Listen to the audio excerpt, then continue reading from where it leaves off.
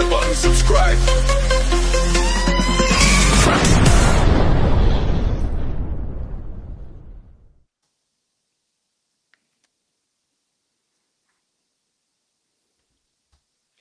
Fight fans, and welcome. I have a quality panel here with me today. The big one is fast approaching, undisputed, Usyk versus Dubois 2.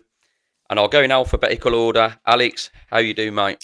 Yeah, Darren, absolutely fine, mate. It's a pleasure to finally get on your podcast because it's been a while in the making. So yeah, all good. Really excited about this fight. Now fight week's here. It's one of them ones, isn't it? You sort of you go along with it and you look at all the other fights, but when fight week finally comes, it's time to get excited, isn't it? Absolutely, mate. It definitely is, and I'm so looking forward to this one. And Rob, how you do, mate? Yeah, all good, mate. Thanks for having me again, mate. Alex, do you know I speak to you so often, but I never get to see your lovely face. So there we go. Here we are. Here we are. Yeah, it's the same for you, Rob. We're going to Wembley together, so it's going to be an occasion on top of an occasion, isn't it, for us? So it's going to be good. Yeah. Yeah, definitely, man. Bring it on. Well, all three of us will be in attendance at Wembley, and of course, both of you are part of the Sports to Sang podcast. I forgot to mention that at the start, but now I've mentioned it. Yeah, all three of us will be in attendance at Wembley. And one of my first questions actually was going to be how excited you are for this fight. Alex, you've already said you're really excited for this. Rob, do you feel the same about this one? Yeah, absolutely. It's history, isn't it? First time it's been an undisputed heavyweight fight in this country. Yeah, I can't wait. I think the narrative of the improvement of Dubois, which we'll get into, against, same old, a brilliant Usyk, there's definitely more of an excitement for this one than there was for the first fight, isn't there? Yeah, absolutely. I mean, the first one, as we remember, was in Poland. I mean, that was a couple of years ago now, just under a couple of years. And the intrigue for this one, obviously with what's happened, which we will get to, is absolutely massive compared to the first one. So as you said, we have the small matter, history being made in the UK, Saturday, 19th of July, Wembley Stadium. So we all know what happened before. Was it a low blow? Wasn't it a low blow? It's been a talking point now for nearly 2 years. That has absolutely flown by. So we won't elaborate on it too much. But I do want to get your opinions quickly. We'll go to you first again, Alex. Do you think the first fight, was it a low blow? Well, for my mind, and what I will say on the matter is the ref deemed it a low blow. So for my mind, when I'm watching a boxing bout, I'm constantly going off what the ref deems fit and fair. And yes, there are controversies, and we can look back at things and say the ref got this wrong, or he stopped a fight too early. Ultimately, at the time when Dubois threw that punch, the ref deemed it low. I don't see why anyone has to go over that ground or use it as a narrative for Dubois, because for my mind, Dubois should have gone out and he sort of capitalized on hurting Usyk and won the fight, after that sort of decision. But I think it's probably people who had money on the fight. They probably had money on Dubois. They saw that, eyes lit up, and then suddenly the refs think. That's the only thing you could think, because so many times in championship fights we see, refs make decisions about low blows. There's no controversy. The ref made a decision, and that's it. That's my opinion on it. Yeah, I completely agree with that as well. We know Frank Warren harped on about it for a long, long time for his fighter. But yeah, I think you hit the nail on the head there. Do you see that the same as well, Rob? Yeah, absolutely. I always wonder. I like to flip narratives, and I always wonder would Frank Warren and Team Queensberry have been screaming for it if it was the other way around? If the exact same shot had landed on Dubois, I think they would have considered it low. And I think it's, the eye of a promoter, you're looking after your boy. I get that. But also going back to Alex's point about the ref, like we've spoken about this countless times. Yes, the ref, he's the center of it all. It doesn't matter if it was low or not. The ref gave it as low. So Usyk then has the prerogative to stay down for as long as he bloody likes because it's been deemed low. Are you telling me if the ref had said no, that's a legal blow, Usyk would have got up and beat the 10 count? I think he would have done. Obviously, you can't prove that, but he's been given the option, and he used it, and I think any other fighter would do the same, especially if they'd been winded because he was clearly in trouble, wasn't he? So yeah, I'm with you boys. I think it was low, but if it hadn't been deemed low, I still think he would have got up. And like Alex said, Dubois should have been all over him. Can you imagine like a peak Mike Tyson, someone like that? He would have had him out of there immediately, wouldn't he? Yeah. Well, we all know as boxing fans that Usyk is vulnerable to the body. He's got a bit of a history of going down from, I mean, albeit a lot of the shots that he has been hit with are low, but he does go down easier to the body. He's vulnerable to it. A numerous amount of things happened in that first fight before the stoppage come.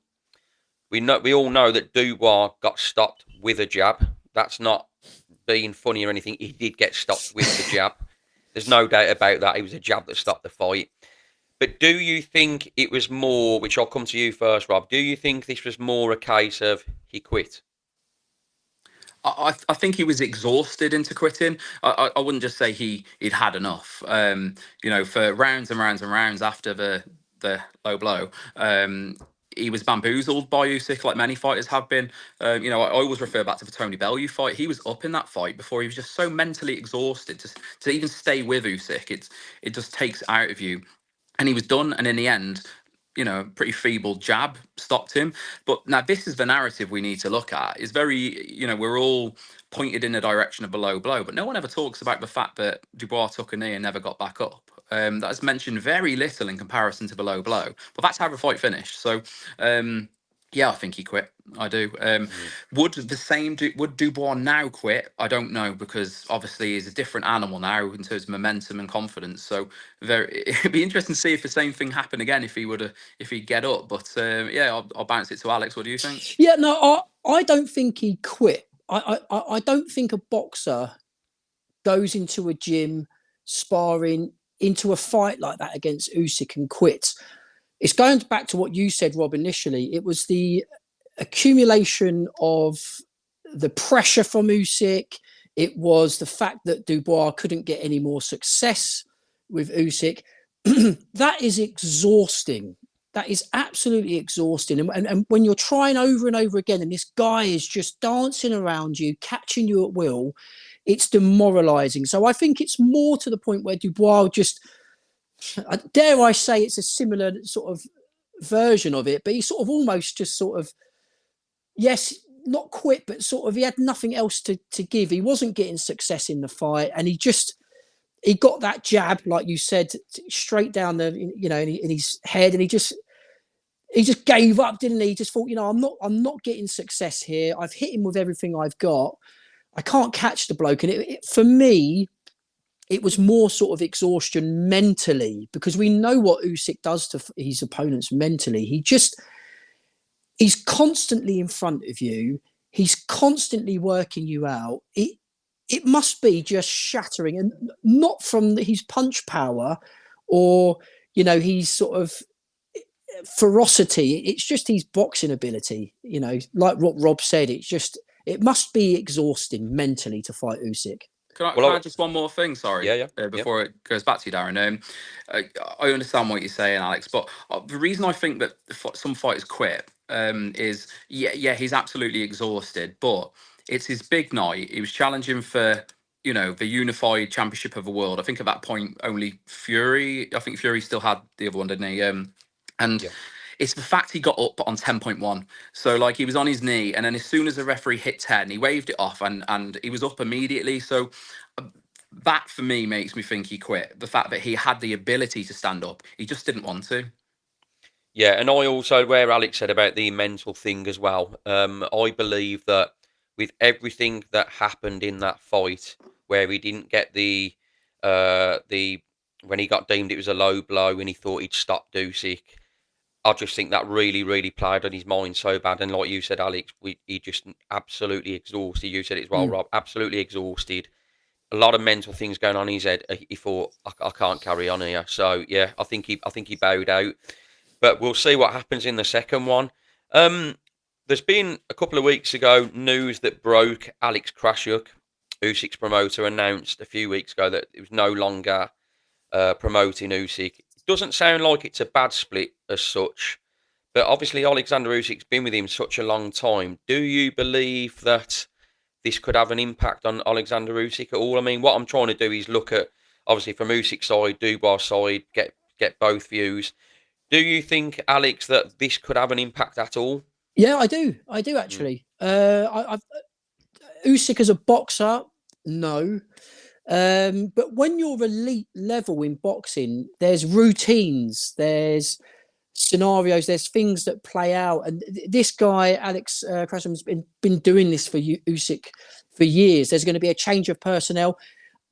I don't think it will change the outcome of the fight as much in that effect, but certainly it's going to be different for Usyk. You know, the build-up's going to be different. The changing room's going to be different. The personnel are going to be a little bit different. So can Dubois use this as leverage to get an upper hand in the fight? Probably not. But yeah, if you're asking me if it's going to be different for it, oh yeah, I think 100%. Yeah, without him being there, it's going to be a different playing field. But where you say as well about using things, Dubois using them to his advantage, unfortunately, I don't think Dubois has got that in him, whether he's to play mind games at the start, try and use things against Usyk. I don't believe Dubois got that in him. He's not that person. He's not the Tyson. He's definitely not a Tyson Fury. Even though it didn't work for Fury with Usyk, he's just not that man. Would you agree with that? It could affect him, Usyk, Rob, with Krashuk leaving, and do you think that Daniel Dubois can use it to his advantage? Well, I mean, I was considering it just in terms of being in the ring, but Alex makes a good point in terms of small margins with these elite guys. You know, having the same people around you. You know, look at Joshua; he's had a lot of changes. I'm not saying he's on a level with Usyk, but he's had a lot of changes, hasn't he? In different. The only thing that's really stayed the same is his promoter. But I don't think it will make a difference overall. Krashuk was basically a mouthpiece for Usyk, certainly before Usyk's English got better as well. But now Usyk, he's his own soundbite, isn't he? And I think I'd be very surprised if it has any reflection on the fight. And even if it does, I don't think Usyk would be bold enough to use that as an excuse. He's quite a humble guy. But yeah, I mean, he's not the guy who barks orders between rounds, is he, Alex Krashuk? So no, I don't see him making much difference on the result of the fight, really. Okay. Well, the tactics for the fight, we'll get onto the fight now. As regards the two fighters, for me, I don't think we'll see anything different from Usyk. Daniel Dubois, do I believe that his tactics will change? I think it's a real tough one to analyse because I'll get both your guys' opinions now. Does Daniel Dubois come out and set his stall out and put it on Usyk, but has he got the gas tank to do it? There's a lot of questions to be asked, a lot of questions to be answered for me. Do you believe, Alex, that Dubois will adopt different tactics, and if he does, how do you think he goes about it? Yeah, I think he does, and I think he will. I think the only way you're going to beat this version of Usyk as a heavyweight, like you just said, Darren, Usyk's very set in his ways. He's going to box. We all know what he's going to do. You know, he's going to work Dubois out. He's going to, break him down systematically. Ultimately, you've got to look at Usyk winning this fight quite comfortably. He doesn't seem to be phased by Daniel Dubois. I mean, I know we're going to come on to predictions in a moment. So in light of that, Dubois, for me, has got to be an absolute wrecking ball. He's got to go out there from round one, use this advantage of being the bigger bloke in there. You know, we've looked at Dubois in training. He looks unbelievable in the shape he's in as a heavyweight. You know, he looks super fit. We've seen him in his last three fights, obviously Miller, Hrgovic and Joshua, where he was just devastating. I think he's got to put it on Usyk from round one. I think he's got to disrupt his rhythm as best he can. And I'm not going to say gung-ho, but there or thereabouts. I think he's got to go out there quick and start quick and try and almost bulldoze at Usyk. But do you think that we'll come on to you actually for this one, Rob. Do you think that if Dubois does adapt different tactics, as Daniel Dubois got the gas tank to continuously go like that? Bear in mind, this isn't Anthony Joshua he's fighting, who sort of like doesn't move like Usyk. This is a totally different fight. Do you think he has the sort of adaptation in him be able to do that? To go gung ho, absolutely not. There's no way he does that for 12 rounds and sees the final bell. Like we were saying earlier about how Usyk exhausts you mentally, just completely bamboozles you. There's just no way that that's a tactic, unless you take him out early, that's going to last 12 rounds. You made a point there about, he's not got Joshua in front of him, Dubois. He also hasn't got Hergovich or Miller in front of him. Now, these guys, I was talking to Alex earlier about this, these guys are very square at times, and they'll come forward and be right in front of you. That is not what you're going to get on Saturday night with Usyk. He's going to be very hard to hit as always. And it's all good and well posting, videos of smashing a body bag and saying, "Oh my God, look at Dubois' power." But Alexander Usyk is not a body bag that just stands there and takes it. Like he's unbelievable. Like his feet are as good as any heavyweight I've probably ever seen. What is he, Rob? He's a heavyweight ballerina, Alex. That's what he is. Heavyweight ballerina. So, love it. I love Usyk. I'm not saying he can't land one, because Usyk's going to have to get inside a little bit, but I just don't see where this "I'm going to knock him a spark out" narrative comes from, because there's absolutely nothing there for that. What have you seen? Yeah, apart from him hitting a body bag really hard, heavyweight should. The issue is, you go in there and box Usyk over 12 rounds, you're going to lose. Mm-hmm. So and that's why he's never lost. Yeah, I know. So that's why, for my mind, I'm just to sort of shoehorn that in there. How do you beat Usyk at heavyweight? We've seen Tyson Fury, Joshua attempt this and give it everything. They've had 2 bites of the cherry at Usyk. This is Dubois' second bite. I just think he's got to use all of his advantage, and we know what that is. He's ferocious, isn't he? How many times have we heard it as well? After the first AJ fight, it was AJ needs to stick it on him. Yeah. The second fight of Fury was Fury needs to stick it on him. And, we've all just pretty much said that Dubois needs to stick it on him. Easier said than done, isn't it? It is easier said than done. Absolutely. It is easier said than done. It is. Well, as regards, we've talked about how we think tactics could go. I'll come for a sort of summary of what you think will happen and who wins. We'll come to you first, Rob. I think it will be closer to the version of the first fight than we actually will expect. I think you are right. Dubois will come out heavier-handed, quicker, trying to take him out of there and hoping he gets lucky. I don't. It would be criminal to try and box Usyk at range and expect to win that on 12 rounds. So I will go with Usyk to wear him down and stop him late again. Well, I will come next then, and I think you're pretty spot on with what you think will be the end result. But I do think Daniel Dubois, will come out not gung-ho, bit more on the front foot. But I don't think he's got the gas tank to maintain it. And the key, even though people think he's in the ascendancy now, and I get that with the victories he's had, the Anthony Joshua fight, a great victory, and I'm taking nothing away from him. And he took a fantastic shot before he dropped AJ. He took a fantastic shot. He composed himself brilliantly, and he got AJ out there brilliantly.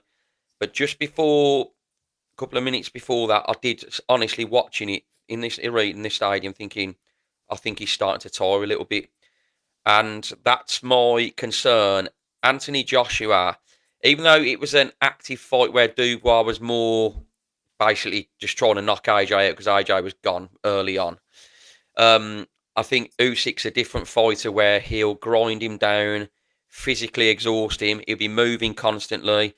Daniel Dubois will be hitting fresh air, and I think that's what will do Daniel Dubois in this fight.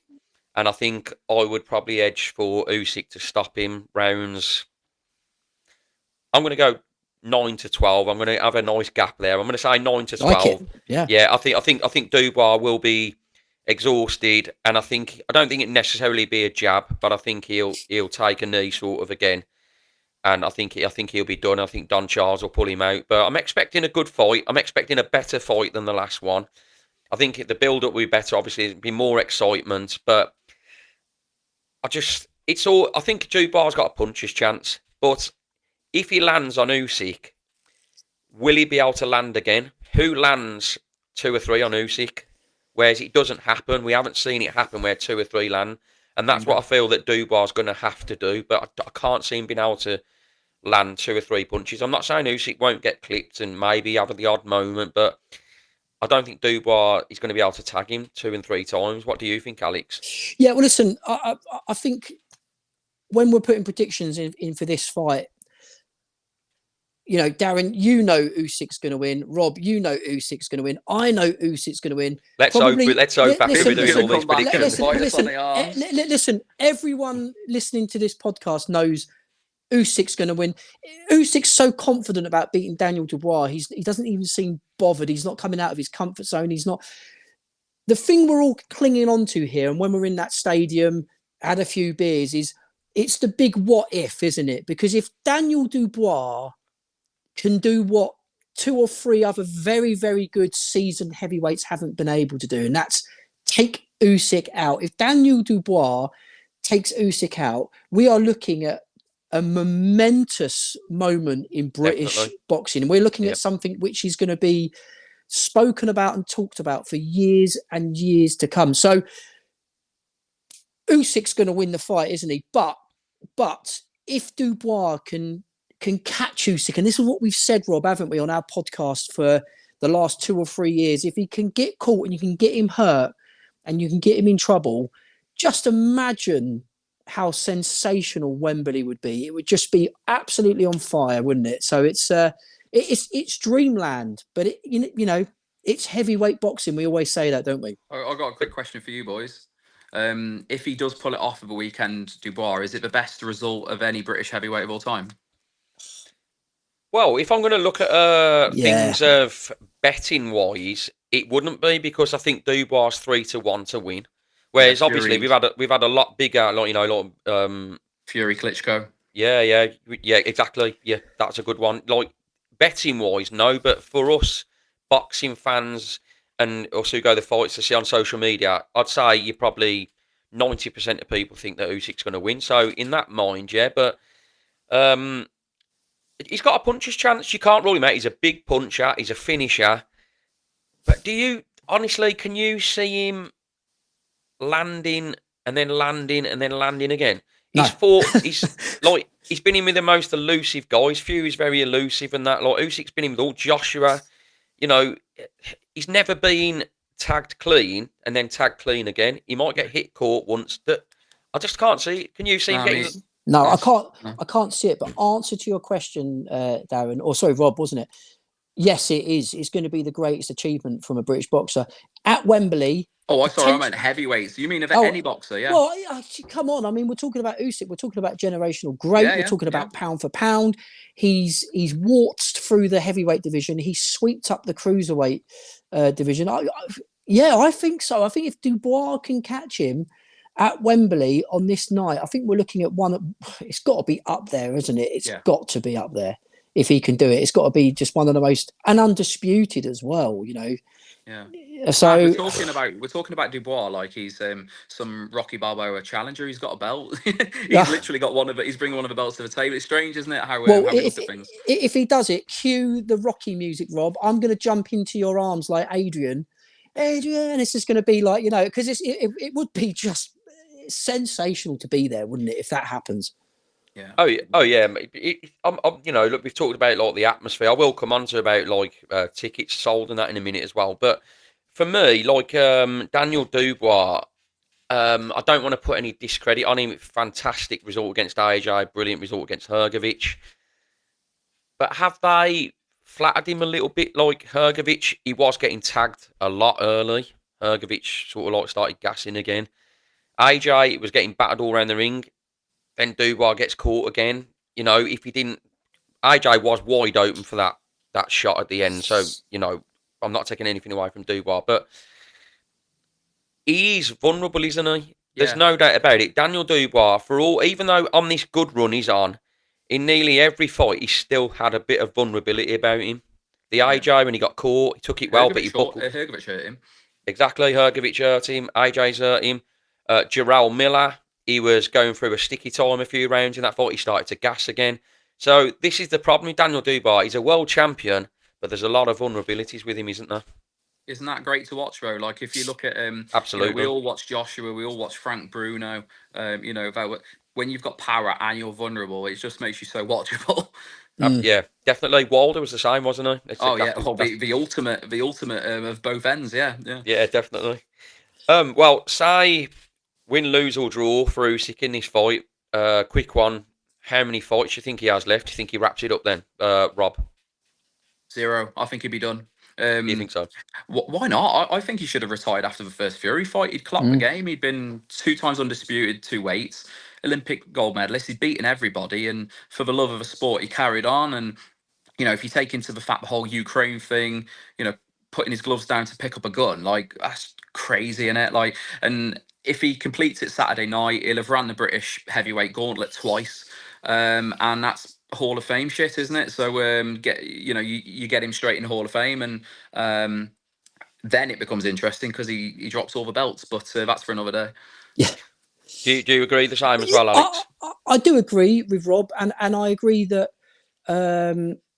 he should bail out now. I think he's done his time. I'm absolutely echo what Rob said. He should have bowed out in the first Fury fight. Will he take the other Fury fight in 2026? It's being spoken about with Turki Al-Sheikh getting involved. He probably will.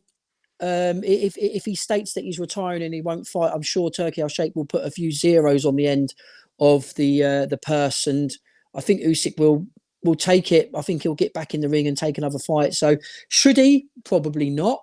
I think Usyk's done his bit, but will he come out with a blank check from Turki Al-Sheikh? Probably.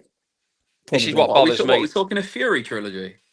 Yeah, well, I mean, Turki Al-Sheikh and Fury are saying it's done. So, fucking hell! Oh my god! Are they just going to keep fighting him until he eventually gets one? This is what bothers me. I mean, we saw a trilogy with the women the other night. Yeah. 2 superb fights. The third one, as regards entertainment, was a disappointment. Stylistically, for boxing fans, it's nice to watch, but the casuals ain't watching that. And we didn't really need a third. We don't need a third for Usyk and Fury. The 2 will be remembered as 2 very good fights. We don't need a third to ruin it. So I believe leave it at that. Yeah. I would like to see Usyk and Parker. I think it'd be a very, very good fight. I'm not saying it would be riveting stuff for the casual, but I think for us boxing fans, it'd be a good fight to watch. Tell you what, Usyk needs to get out of there before Atoma's ready. That's true. Yeah, I think you're right in what you say, Darren. Absolutely. When it comes to trilogies in boxing now, we haven't really seen a Gatti Ward, have we? The sort of the trilogy that sort of stands up there as being one of the best for the reasons of boxing. That Ward won the first one, Gatti. So you needed that trilogy. Yeah. With the 2 you mentioned, obviously. They weren't needed, were they? They were 2-0 or 2-0, whatever you want to call it. We don't need the Tyson Fury Usyk trilogy, but the Tyson Fury ego and the Turki Al-Sheikh checkbook will probably make sure of it, and that's the difference now with boxing, isn't it? This is the thing now. We've got to see the fights we wanted to get. Huge money's been involved, and then huge money becomes involved, and it starts getting stupid again. This is what bothers me with boxing. I'm going to have a quick mention of the undercard. Not the most exciting. I presume money budget has been absolutely blown on the main event. But one fight that I am intrigued by is Kevin Lerena versus Lawrence Okoli. I know Lawrence Okoli is not everyone's fan's favourite for the WBC silver heavyweight title. I like this fight. How do you see this one going, Rob? It's probably more intriguing than it is on paper. Myself and Alex were talking about this earlier, and Lorena gave it a good go against Daniel Dubois for a few rounds, didn't he? At the Tottenham Stadium. Yeah. And if yes, he did capitalise a little bit on Dubois. I think he hurt his ankle, didn't he, or his foot? Yeah. And but he dropped him a couple of times. I think this heavyweight era of Okolie is definitely his toughest fight. Of course, it is. He's fought two guys well outside the top 100 already, and you can't really read too much into that. But I struggle with it, Darren. I really do. Like, Okolie's never been, getting bums off seats. Well, he does get bums off seats. They don't put bums on seats in the first place. No one goes to watch, do they? They go for a drink when he's on. Yeah, or just don't go. And it's hard because he's got all the attributes to be a really good heavyweight, hasn't he? He's big, he's rangy, he's got power, but for some reason it just hasn't worked yet. But maybe it will at heavyweight. But I said to Alex earlier, if he can't beat Kevin Lorena on Saturday, he might as well pack it in with respect, because you've climbed the mountain at cruiserweight, won a world title. You're not going to be dropping down to domestic level at heavyweight, are you? Well, I actually quite think that Kevin Lorena's a live outsider in this fight. Me I think too. he's very game. Absolutely buckled Justice Uni's legs when they fought. Dropped Dubois, albeit Dubois had an injury, but I think he's a very game live opponent. I think he'll take it to Lawrence Okolie. Be interesting to see how Lawrence Okolie does at heavyweight. I see this as a 50-50. How do you see? Do you see the same, Alex, or do you fancy Okolie? I think it's a very, very tricky fight to gauge, especially with Okolie at heavyweight. We don't really know where Okolie sits. He's, for my mind, he's a Queensbury gamble. They're sort of pushing him up to heavyweight, and they're saying, "Well, let's chuck him in the deep end and see how he gets on." He's sort of learning heavyweight boxing on the job, as it was. They haven't really.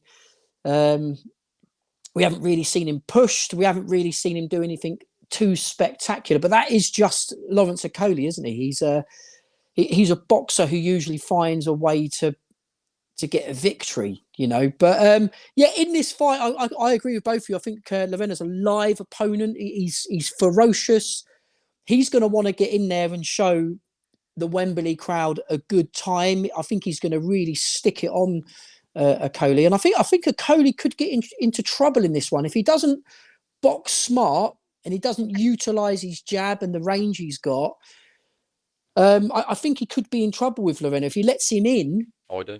I think Lorena could chin him, basically. I think we could see Okolie get chinned at heavyweight, which would make it exciting. But I think what would be good if we saw Lawrence Okolie use his attributes, use his strength at heavyweight, keep Lorena at range, and smooth through to a decision victory where we're all at the bar having a beer or falling asleep. I mean, it's a late one. I was going to say, Alex, I don't want to see him win like that. I want to see entertainment. Yeah, I agree. I want to be done by 11 o'clock. Yeah, exactly. Well, yeah. But what I'm saying is, I think if Lawrence Okolie can be smart in this fight and keep Lorena off, he will sail to a points victory. But can he keep this pit bull and this ferocious Lorena off? I think that's the question. So that would be prediction Okolie on points. I'm going to go Okolie on points. I don't think Lorena's going to have enough to trouble Okolie. Famous last words. What's your prediction then, Rob? Same as Alex. Okolie on points. Okay, I'm going to go. Is it 12 rounds? I believe so. Yeah, I will have a quick look at that. While I'm live on here, I think it is 12 rounds. Yeah. 10, 12. Oh, it's got to be, hasn't it? Because it's the WBC silver. Oh, is it? Yeah. Correct. Yeah. So it will be. Yeah. I'm gonna go split decision to Lawrence Okolie. I think Lorena's pressure will give him some rounds, so I'm going to go something like a split decision for Lawrence Okolie. The last fight I want to pick up on, I was going to do the Solomon Dacres one, but I think it'll be a walkover for his opponent. Is it Serenko? I think I looked at his figures and looked at his stats. I thought, I'm not going to preview that one. Daniel Lappin versus Lewis Edmonson for the IBF Intercontinental Light Heavyweight title.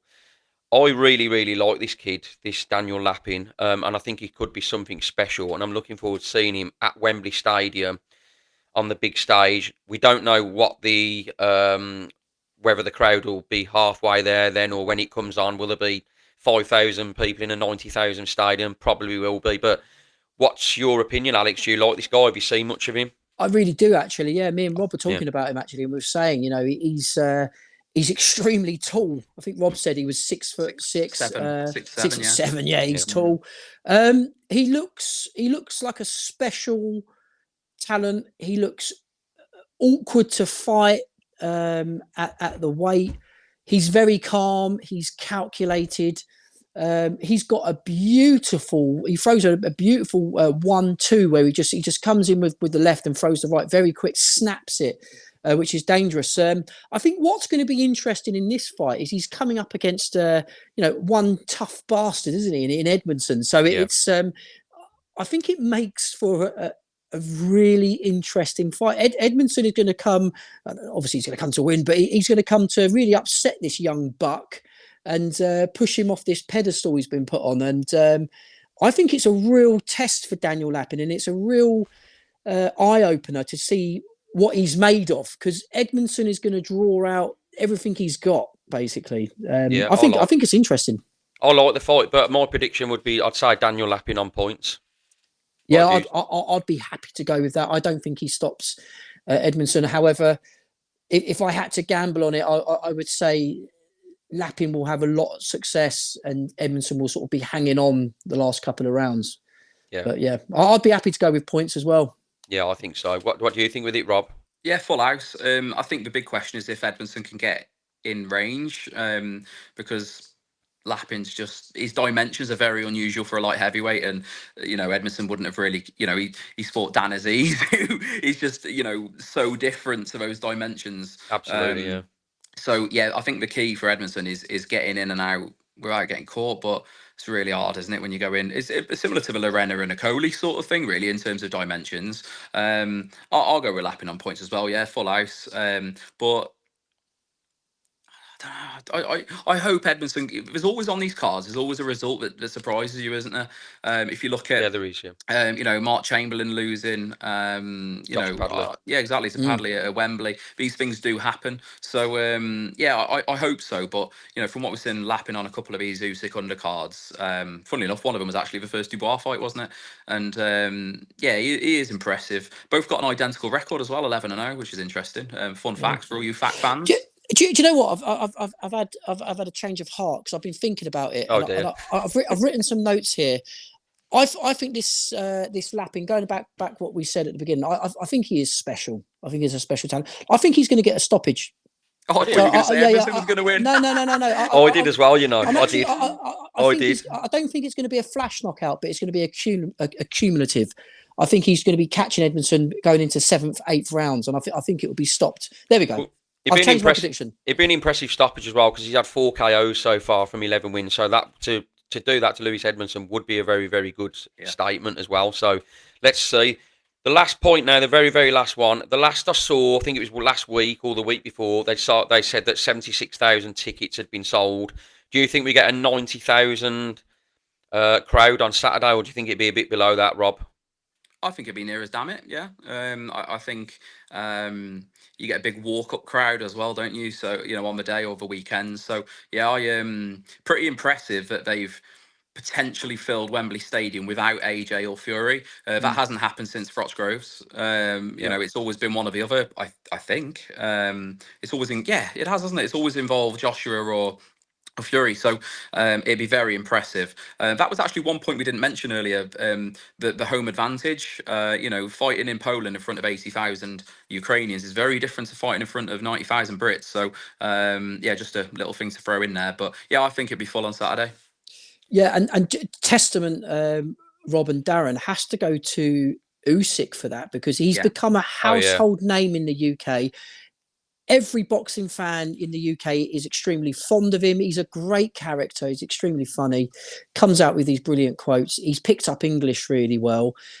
Hats off to Usyk, because dare I say he's sold this fight, because we're all, we're not behind him. I tend to back the Brit, especially on British soil, but we're all fond of Usyk, aren't we? And I think it's testament to him as well that he's fighting Daniel Dubois, and he, potentially he's going to have a full house at Wembley. So, yeah, you got a good, testament to Usyk for that as well.